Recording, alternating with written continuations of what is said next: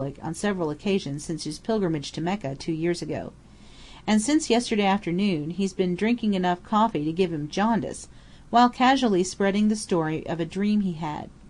Our friend the Hadji related how he had slept in the mosque of Ibn Tulun after the noon hour, and had dreamed of the Sheykh whose tomb is so inconveniently placed. In the dream the saint clamoured to have his tomb moved on account of a bad smell of drainage, which he considers an insult to his own memory. Also dogs have taken to howling round his resting place at night, and you know that to the true believer a dog is an unclean animal. Except for hunting purposes, or watch-dogging in various branches, good Mohammedans class dogs and Christians together in their minds.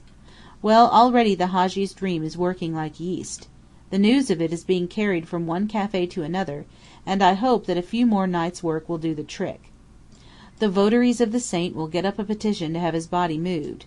When it has found another abode, the making of the new thoroughfare will be suggested. Very neat. I see it all, except the connection with Miss Gilder. What has your saint got to do with her? Very little, I should say, by the look in her eyes. But though a green turban's as good as an heirloom, and extorts respect wherever it goes, even a Hadji may have jealous detractors. I have mine. Another green turban in this town, whose genuineness is doubted for some obscure reason or another, has sneered at my dream. I say, that sounds as if you may be in danger. One man suspects you today, tomorrow— Oh, it's only the dream he suspects, at present. I know all the little prayer tricks so well, and I've invented my own history so ingeniously, with a patois to match my provenance, that I shall get through this incident as I have through others of the sort. There's only one hole in my jebba. Last night, when my rival sprang a sudden question as to what I was doing in Cairo, I'm supposed to be a Luxor man, on the spur of the moment I replied that I was acting as dragoman to a rich family of tourists. On that the brute inquired with honeyed accents where they were staying. I said Shepherd's because I expected you to be there, and thought if I were followed you might be useful as a dummy. Ah, that's where Miss Gilder comes in? A gilded gingerbread lamb ready for the sacrifice. Why didn't you accept her offer at once, as she seemed so providential? I'm coming to that. It sounds complicated, but it isn't.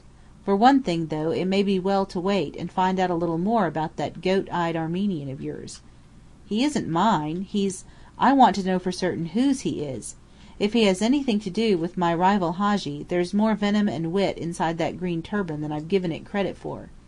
Is there a reason, by the way, except their riches, why one should want to get at a member of the American party? By Jove, said I, as if I'd been pinched, for there was a sharp nip in the thought Anthony's question jabbed into my mind. I had disliked and distrusted Bedr el Gemály, but I had associated my distaste for him with Fenton's affairs. It had not occurred to me that Biddy's fears meant more than a nervous woman's vague forebodings. During the few hideous years of hide-and-seek she had passed in trying to protect the traitor, Richard O'Brien, she had no doubt real enough reason to dread a spy in every stranger, but I had cheerfully advised her not to be morbid when she spoke of herself as a dangerous companion, or stopped me with a gasp in the midst of what seemed an innocent question about her stepdaughter. Could it be possible that her alarms might after all be justified, and that the powerful association betrayed by O'Brien would visit his sins on his widow and daughter? That American accent of Gemály's! He admitted having been in New York. Of course he had made acquaintances there. My thoughts flashed back to the meeting at the railway train. Could the fellow have found out in advance that I was with Mrs. O'Brien, alias Jones, and her friends? It seemed as if such knowledge could have reached land ahead of us only by miracle. But there was always Marconi. Perhaps news of Miss Gilder had been sent by wireless to Alexandria, with our humbler names starred as satellites of that bright planet. If this were so, Bedr, instructed from afar to watch Richard O'Brien's widow, might easily have been clever enough to suborn a messenger waiting for one Ernest Borrow. "What are you mumbling about?" Anthony wanted to know, when I forgot to answer. "Have I put some idea that you don't like into your head?" "I was turning your question over in it," I explained, "and I wondered what to answer. Of course Miss Gilder's rather important, and I believe her father's obsession used to be when she was a child that she'd be kidnapped for ransom. The little sprite of a woman you admire so much knew the Gilders in those days. She says that the unfortunate baby used to be dragged about in a kind of caged perambulator, and that some of her nurses were female detectives in disguise, with revolvers under their white gowns. No wonder the girl revels in emancipation and travel. I should think, now she's grown up to 21 years and 5'8" or 9" of height, without being kidnapped, there's not much danger so long as she keeps in the boundaries of civilization. Still, one never knows, in such a queer world as ours, where newspapers live on happenings we'd laugh to scorn if they came out of novel writers' brains. That's the only incentive you can suggest for spying, unconnected with my affairs?" I hesitated, for Biddy's secret was not my secret, and it seemed that I had no right to pass it on, even to my best friend. I must ask Biddy's permission before telling Fenton that Mrs. Jones was the widow of the informer Richard O'Brien, that she feared over-subtlety on the part of the enemy might confuse her girl travelling companion with Esmé O'Brien, hidden in a convent school near Monaco. "It's just credible that there may be other incentives," I said, "but I must confess I'd rather believe that Armenian spies were on the track of Ahmed Atoun, who can take care of himself, than after poor Miss Gilder, or any of her party." "What's the name of the laughing sprite?" suddenly asked Fenton. "Miss Jones, Bridget Jones." "Where's her husband?" "In his grave." "Oh! Well, his widow looks ready to bubble over with the joy of life, so I suppose we can't associate spies or anything shady with her. That's too much to hope for?" "Why to hope for?" "That would make her too interesting." "Look here, my dear fellow, you can't have them both." The dark eyes of Antoun lit with a spark of surprise and laughter. "I don't want either, thanks. I admire flowers, but I never gather them. I leave them growing. However, you might tell me which one you want for your own buttonhole?" "Really, I don't know," I mumbled, taken aback. "All I do know is, it's not likely I can get either." Anthony stared at me with a curious expression, then abruptly changed the subject.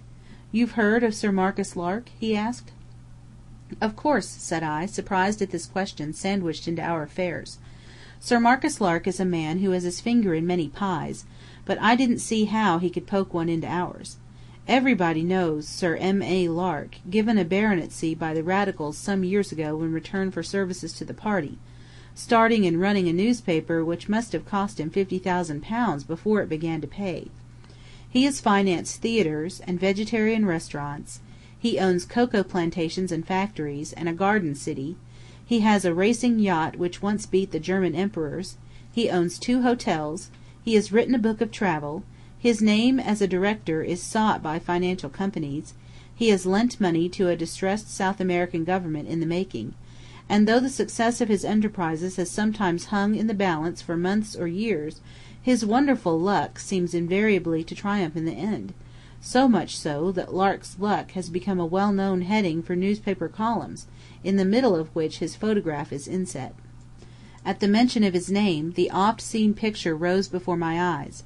A big man, anywhere between 36 and 50, good head, large forehead, curly hair, kind eyes, pugnacious nose, conceited smile under waxed moustache, heavy jaw, unconquerable chin, and prize-fighter's neck and shoulders. What has Sir Marcus Lark to do with us? He's in Egypt, in Cairo just now, and he's got our mountain. Good heavens! I stared blankly at Anthony, seeing not his dark face under the green turban, but that everlasting, ever-smiling newspaper block portrait. Down toppled our castle in the air, Anthony's and mine, the shining castle which had been the lodestone of my journey to Egypt, the secret hope and romance of our 2 lives, for all those months since Anthony first read the Ferlini papers and began negotiations with the Egyptian government. "It's all up then," I said, when I felt that I could speak without betraying palsy of the jaw. "We're done." "I'm not sure of that," Fenton answered. "If I had been, I shouldn't have broken the news so brutally. It's on the cards that we may be able to bring the thing off yet." "But how, if that bounder has got the place for himself? He must have found out the truth about it somehow, or he wouldn't have bothered. And if he knows what we know, or think we know, he certainly won't give up to us what he's grabbed for himself. A beastly shame we should have been let in like this, after being given to understand that it would be all right. Lark must have a pull of some sort, I haven't learned what, but I will. The one hope is, he hasn't stumbled onto the secret." "What? You think he hit on our pitch by a mere coincidence? An accident?" "No, there's not a shadow of a doubt that he had a special motive for wanting our mountain and no other. Have you formed an idea what the motive is, if not the same as ours?" I've heard his version from